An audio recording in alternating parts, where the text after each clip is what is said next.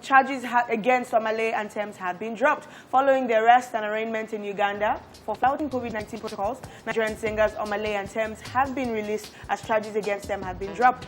Their release was confirmed on Twitter by Ugandan singer Baby Cool, who shared the court documents with the tweet, "Great news, they're free at Omah Lay and at Tems baby." He then shared another picture with Omah Lay writing, "My young brother at Omah Lay is out of jail. #OneAfrica." Abike Dabiri Erewa, the chairman of Nigerians in Diaspora Commission, further confirmed their release and also revealed that the musicians would fly out to Nigeria as soon as possible, as they are currently in the custody of the Nigerian High Commission in Uganda.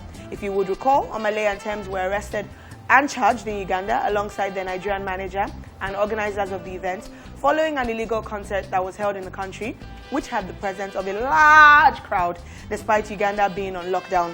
And part of the large crowd why are you saying like were that? Ugandans. Large but they were not arrested.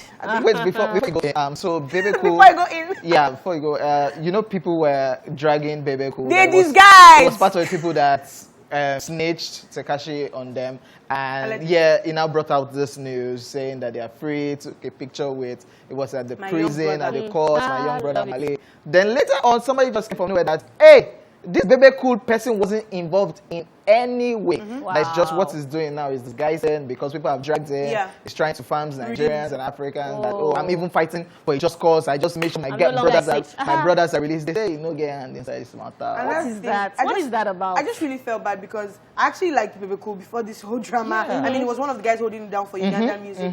And so it was just a bit funny that he was caught up in all this. And I know some of their singers felt a bit bad, even Ugandans as well, that you're bringing Nigerians in, how about our singers? And that's where I think a lot of the anger came from. But then, so you've already held that stance, or so it seems. So you're now trying to redeem yourself, doing my brother and sister, my young brother, one Africa. I think for me, I feel like there was a lot of politics involved.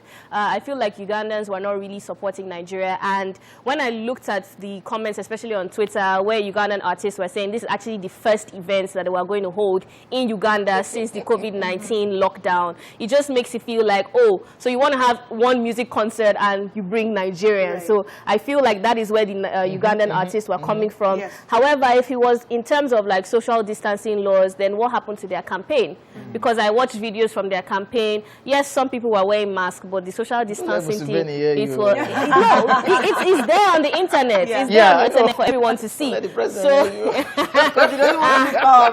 wow. So it's, I don't see why they had to take the blame for that. And then I also feel like there's one commendable thing here with the Nigeria's High Commission to actually come in to release their citizens, because on Twitter it was all over the place that, oh, Nigerians won't do anything. Nigeria is a country. Joshua, you found him, our brother. So I think we should also praise them and say, okay, they were able to handle this speed. And I'm glad you raised that because let's celebrate little wins. Because Abike Dabiri does get dragged for, you know, when a Nigerian abroad in diaspora is doing something, she'll comment, but then they're like, oh, and so it was interesting that I guess Ugandan counts as abroad in this case.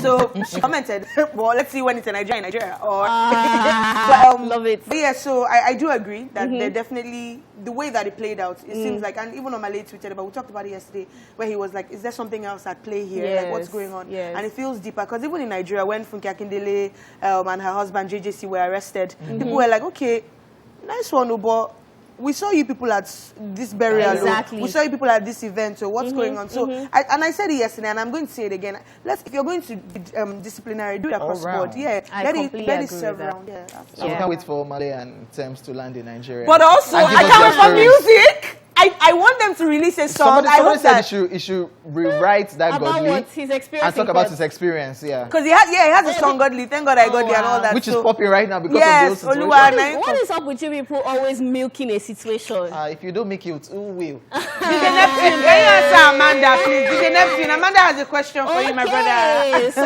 it's not interesting. Yeah. Tems featuring Omah Lay, Omah Lay featuring Tems. Godly Damages. Wow. Top. That is nice. That is lovely. You guys are chopping at home and Coming soon to you. Omah Lay featuring Tems, Godly Damages. We're actually just joking, guys.